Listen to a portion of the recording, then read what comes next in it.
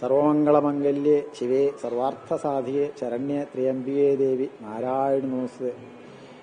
ഈ വർഷത്തെ 2025 മാർച്ച് 13 നടക്കുന്ന പൊങ്കാല മഹോത്സവത്തിലേക്ക് ഭക്തജനങ്ങളെ ഹാർദവമായി സ്വാഗതം ചെയ്തുകൊള്ളുന്നു.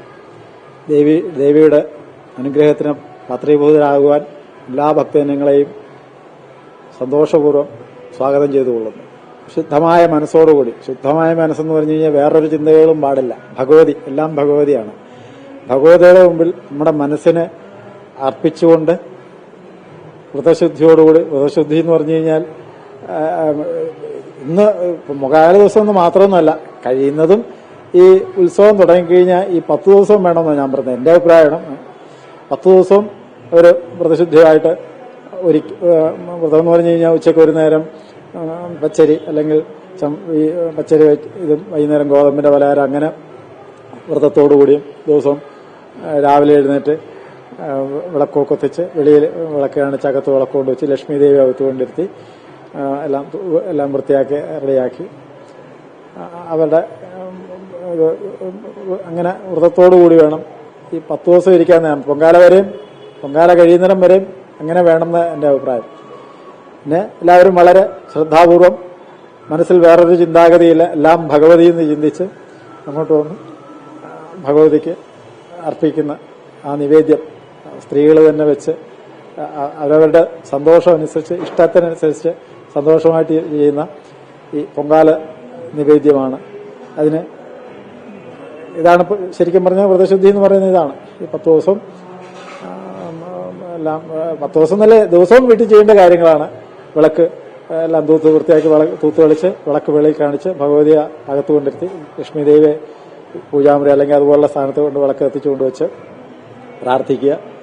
അതൊക്കെ ദിവസവും ചെയ്യേണ്ട കാര്യങ്ങളാണ്. പൊങ്കാല ദിവസം എന്ന് മാത്രമല്ല, പിന്നെ പൊങ്കാലയ്ക്ക് പ്രത്യേകിച്ച് 10 ദിവസം വ്രതം എന്ന് പറഞ്ഞാൽ ഈ പറഞ്ഞ പോലെ ഉച്ചയ്ക്ക് പച്ചരി ആഹാരവും വൈകുന്നേരം ഗോതമ്പിൻ്റെയും അരിയല്ലാത്ത ആഹാരം അല്ലാതെ അരിയല്ലാത്ത ആഹാരം ദിവസം കഴിക്കുന്ന സമ്പ്രദായമുണ്ട്. അങ്ങനെ പല രീതിയിലുള്ള വ്രതങ്ങളുമുണ്ട്. വളരെ ഐശ്വര്യാഭിവൃദ്ധിക്ക് അത് പ്രധാനമായിട്ടൊരു ഗുണമാണ്. വീട്ടില് സന്തോഷവും സമാധാനവും ഐശ്വര്യങ്ങളും ഉണ്ടാകുന്നതിനും തന്റെ മനസ്സിന് എന്താണ്, അതിപ്പം ഓരോ ഭക്തരുടെയും മനസ്സിന്റെ ആഗ്രഹം എന്താണ് എന്ന് നമ്മൾ പൊങ്കാല അർപ്പിക്കുമ്പോൾ നമ്മൾ പ്രാർത്ഥിക്കുക. നിഷ്കാമമായിട്ട് വേണം. എന്നിരുന്നാൽ തന്നെയും എല്ലാവരുടെയും മനസ്സിൽ ഓരോരോ ആഗ്രഹങ്ങൾ കാണുമല്ലോ. ആ ആഗ്രഹങ്ങളോട് ഭഗവതിയോട് പറയുക, എന്താണ് നമുക്ക് വേണ്ടത്. അത് ഭഗവതി അത് നിരന്തരം അത് സാധിച്ചു തന്നുകൊണ്ടേയിരിക്കും. ഭക്തരുടെ ഇഷ്ടമനുസരിച്ച് അത് സാധിച്ചു കൊടുത്തുകൊണ്ടേയിരിക്കും. അത് ഓരോരോ അനുഭവങ്ങളുടെ വെളിച്ചത്തിൽ പറയുന്നതാണ്. പിന്നെ വളരെ ഐശ്വര്യമായിട്ടുള്ളൊരു ചടങ്ങാണ് ഈ പൊങ്കാല.